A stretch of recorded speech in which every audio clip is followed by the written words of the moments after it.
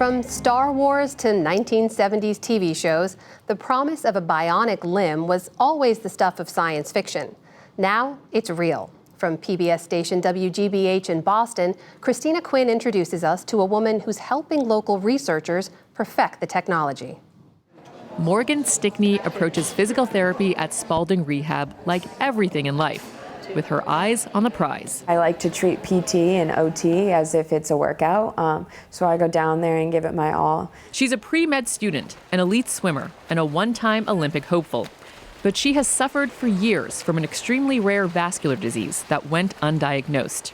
It restricts blood flow to lower limbs, resulting in brittle bones. I was trying to take my classes on opioids because I was suffering in so much pain. All my bones in my feet were dying and I couldn't walk. Facing amputation, she learned about an experimental surgery happening at Brigham and Women's Hospital in Boston.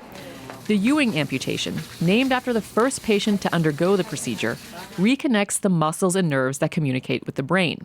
It's a major advancement compared to a standard amputation, which severs these connections, says surgeon Matthew Carty. When a patient with a standard amputation thinks about moving their ankle, which is no longer there, for example, they only get half the information.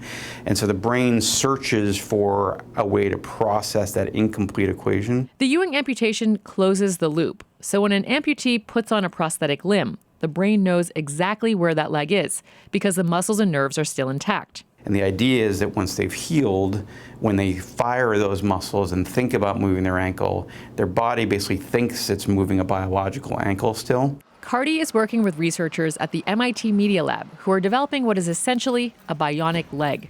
And Stickney, who underwent a Ewing amputation a year and a half ago, is among the first to help MIT researchers test it out.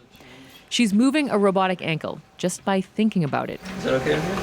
Yeah. It's a potential game changer for anyone who uses a prosthetic limb. But for Stickney, the immediate payoff of the surgery was being pain-free and returning to competitive swimming.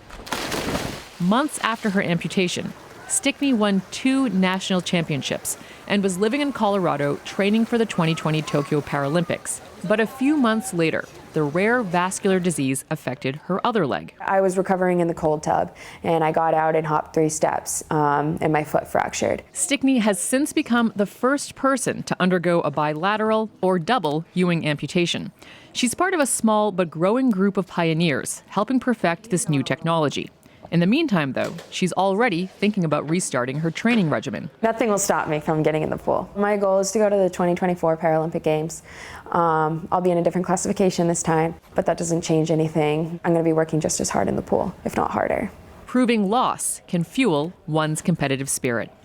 For the PBS NewsHour, I'm Christina Quinn in Boston.